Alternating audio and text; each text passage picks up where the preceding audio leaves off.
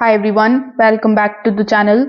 In today's video, I'm going to show you how to disable the roaming mode on your smartphone in 2026. So first of all, if you are using an Android device, simply open the settings of your device. Over here in the settings, you need to look for the option of mobile network.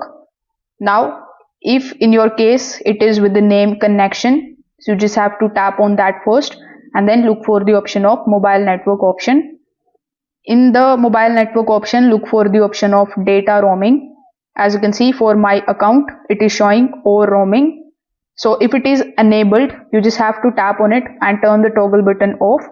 If you have two SIM cards, you just have to make sure to check the settings for each one individually. If you are still seeing the roaming icon, even with the data roaming off, it means that your phone is still connected to the foreign tower for calls and the texts. So to stop this entirely, you can go to the network operators in your mobile settings and then you can change the selection from automatic to manual, and then you can select your home provider if it is available.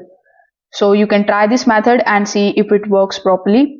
If this video helped you out, make sure that you like this video and subscribe to the channel. Thanks for watching.